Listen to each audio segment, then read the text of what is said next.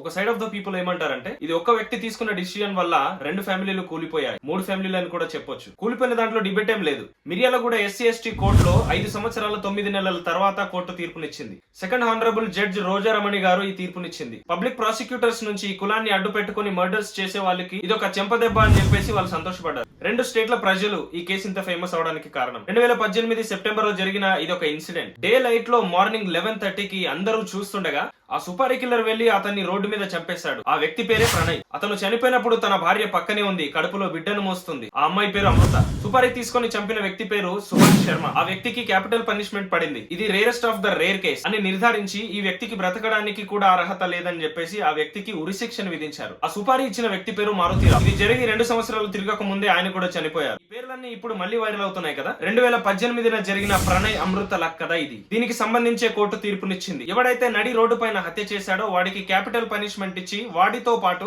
ఎవరైతే అక్యూజ్డ్ ఉన్నారో వారికి కూడా. ఇక జాగ్రత్తగా వినండి. అక్యూజ్డ్ 1 మారుతీరావు, ఆయన 2020లోనే చనిపోయారు. అది ఎలాగో ఈ వీడియోలో మనం మాట్లాడదాం. అక్యూజ్డ్ 2 పర్సన్ పేరు సుభాష్ చంద్ర. 15,000 కట్టాల్సిందిగా కోర్టు నిర్దేశించి ఆయనకు ఉరిశిక్ష విధించింది. A3 అజర్ అలీ, అబ్దుల్ కరీం, మారుతీరావు తమ్ముడైన శ్రవణ్ కుమార్, ఇలా మిగిలిన వాళ్ళందరికీ వీళ్ళు బ్రతికినంత కాలం జైల్లోనే బ్రతకాలి అని, బయటికి రాకూడదు అని జీవిత ఖైదు విధించింది. ఇంత ఖండితంగా నేరస్తులు బయటికి రాకుండా ఇంత పకడ్బందీగా జరగడానికి కారణం ఏంటంటే రంగనాథ్ గారు తయారు చేసిన 1600 పేజీల చార్జ్ షీట్, అక్షరాల 1600 పేజీస్. ఇది ఎక్కడికి తీసుకెళ్లినా, ఏ కోర్టులో పెట్టినా, ఏ జడ్జి ముందు పెట్టినా మాక్సిమం ఏ జడ్జి కూడా క్వశ్చన్ చేయలేనంత పకడ్బందీగా 1600 పేజీల చార్జ్ షీట్ ని తయారు చేశారు ఈ రంగనాథన్ గారు. Scientific evidence, documentary evidence, electronic evidence తో సహా ఒక్క లూప్ హోల్ కూడా వదలలేదు. బట్ నేను ఇక్కడ ఒక్క పాయింట్ మాట్లాడదాం అనుకుంటున్నా. ఒక వ్యక్తి చేసిన ఇల్లీగల్ యాక్టివిటీ వల్ల 2 కుటుంబాలు నాశనం అయిపోయాయి. ఇన్ఫాక్ట్ 3 కుటుంబాలు. అయినా మనం మాట్లాడాల్సింది మొరాలిటీ వర్సెస్ లీగాలిటీ. ఇలాంటి ఇంపార్టెంట్ టాపిక్ నా సైడ్ నుంచి మీకు రోజు ఒకటి వస్తుంది. కొత్తగా ఎవరైనా వచ్చినట్లయితే కొత్త మొహం అని చూడకుండా సబ్స్క్రైబ్ బటన్ నొక్కి పెట్టుకోండి. సబ్స్క్రైబ్ చేశారు కదా,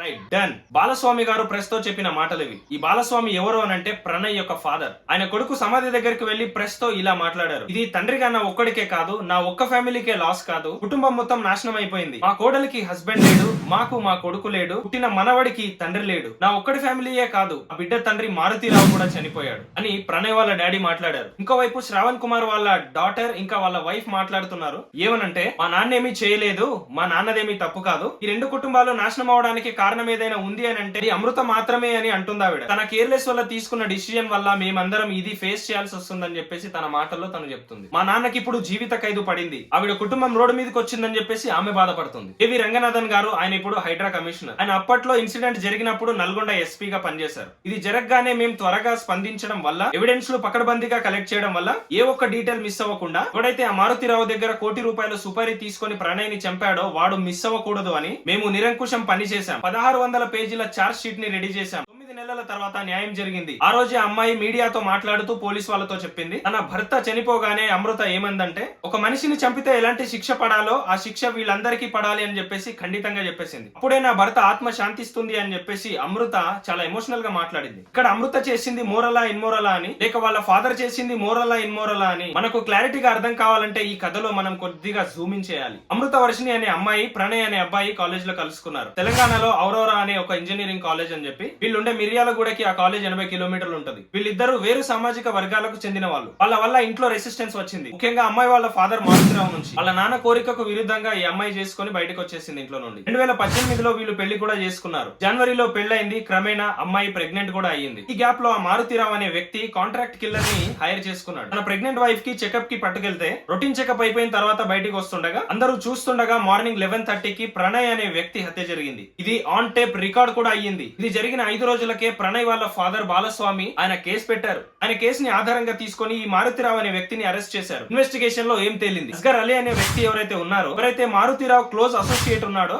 ఆయన్ని మీడియేటర్ గా పెట్టుకొని సుభాష్ చంద్ర అనే వ్యక్తిని నార్త్ నుండి పిలిపించుకొని ఆయనకు ₹1,00,00,000 ఇప్పించి ప్లాన్ చేసి హత్య చేశారు. ఆ సుపారీ కిల్లర్ కి అమృత వాళ్ళ డాడీ ఇచ్చిన బ్రీఫ్ ఏంటంటే నా కూతురు చూస్తుండగా ఇది జరగాలని చెప్పేసి చెప్పాడట. 5 నెలలు జైల్లో ఉండి 2019 ఫిబ్రవరిన బెయిల్ మీద బయటకు వచ్చాడు ఆయన. ఇది జరిగిన ఎగ్జాక్ట్ 13 మంత్స్ తర్వాత ఆయన ఏం ఆలోచించుకున్నాడో చనిపోయాడు. ఆయన చార్జ్ షీట్ కూడా ఫైల్ అవ్వలేదు. ఆయన చనిపోయింది మార్చ్ 2020లో. ఇది ఇలా ఉండగా మనం కొంచెం వెనక్కి వచ్చి చూస్తే జూన్ 2019లో పోలీసులు చాలా శ్రద్ధగా ఎంక్వైరీ చేసి ఒక 1600 పేజీల చార్జ్ షీట్ ని రెడీ చేశారు. ఈ 1600 పేజీల చార్జ్ షీట్ చూసే మారుతీరావు తట్టుకోలేడు అని చెప్పేసి చాలా మంది వాదిస్తున్నారు. దీని తర్వాత డిసెంబర్ 2, 2019 19 ఈ డేట్ చాలా ఇంపార్టెంట్. గవర్నమెంట్ ఒక పబ్లిక్ ప్రాసిక్యూటర్ ని అపాయింట్ చేసింది బాలస్వామి గారికి, అదే ప్రణయ్ వాళ్ళ డాడీకి. అప్పుడే ట్రయల్ స్టార్ట్ అయింది. సుమారు 5 సంవత్సరాలు అయిపోయిన తర్వాత 10 నెలల క్రితమే జడ్జిమెంట్ వచ్చింది ఆన్ 10th March. కోర్టు చెప్పిన కీ పాయింట్ ఏంటంటే, ఎలాంటి భయం లేకుండా ఆ వ్యక్తిని ఎలా చంపుతాడు వ్యక్తి. సుభాష్ చంద్ర అనే వ్యక్తి చాటుగా వెళ్లి చంపినా దానికి వేరే అర్థం ఉంటది. అది కోర్టులు, జైళ్లు, బెయిల్లు ఇవన్నీ మనల్ని ఏం చేయలేవని చెప్పేసి చేశాడు. సో ఇదంతా మెసేజ్ పబ్లిక్ లోకి వెళ్ళాలి అని అతనికి క్యాపిటల్ పనిష్మెంట్ విధించింది. మిగతా ఎవరైతే ఉన్నారో మారుతిరావు ఇంకా వాళ్ళ తమ్ముడు శ్రావణ్ కుమార్ తో సహా ప్రతి ఒక్కరికి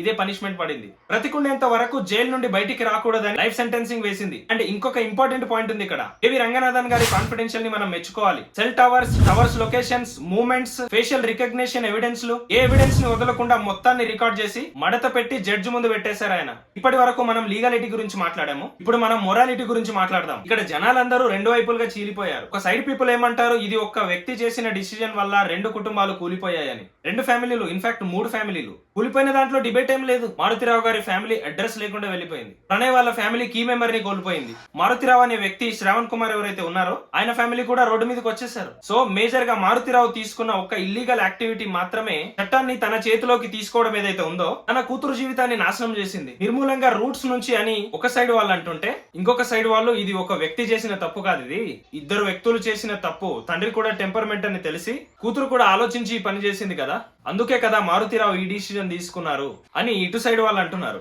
ఇక్కడ మీకు మోరల్ రిలేటివిటీ అనే కాన్సెప్ట్ మీకు అర్థం కావాలి. ఇప్పుడు మనం లీగాలిటీ బౌండరీ బయటకు వచ్చి మాట్లాడుకుందాం. ఎవరు కరెక్ట్, ఎవరిది తప్పు అనేది చూసే వాళ్ళ దృష్టికోణం బట్టి ఉంటుంది. ప్రాణంగా ప్రేమించిన వ్యక్తిని పెళ్లి చేసుకోవాలని చెప్పేసి అమ్మాయి అనుకుంది. ఆ అమ్మాయి ఆలోచన ప్రకారం ఆలోచించే వాళ్ళు అమ్మాయి చేసింది కరెక్టే అని అనుకుంటారు. చిన్నప్పటి నుంచి ప్రేమగా పెంచుకున్న తండ్రికి ద్రోహం చేసింది కదా అని చెప్పేసి అనే ఆలోచన ఎవరికైనా ఉంటే మారుతిరావు చేసిన తప్పుతో పాటు అమృత చేసిన తప్పు కూడా కనబడుతుంది. మనం లీగాలిటీ బయట మాట్లాడుతున్నాం కాబట్టి ఇక్కడ కామన్ గా ఇద్దరు ఒప్పుకునే విషయం ఏంటంటే మారుతిరావు తప్పు చేశాడు అని. ఏదైనా అవ్వనివ్వండి, ఒకళ్ళు మనకు నమ్మక ద్రోహం చేయనివ్వండి, ఆ నేరం ఎంత పెద్దదైనా అవ్వనివ్వండి, ఒక ప్రాణాన్ని భూమి మీద నుండి తీసేసే హక్కు ఎవరికీ లేదు.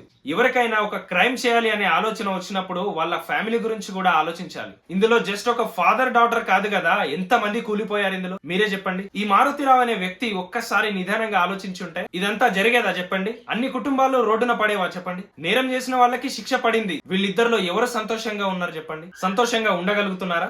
మళ్ళీ ఇప్పుడు సోషల్ మీడియా ఛానల్స్ మొత్తం అమృత చుట్టే తిరుగుతున్నాయి. అమృత సెకండ్ మ్యారేజ్ అని.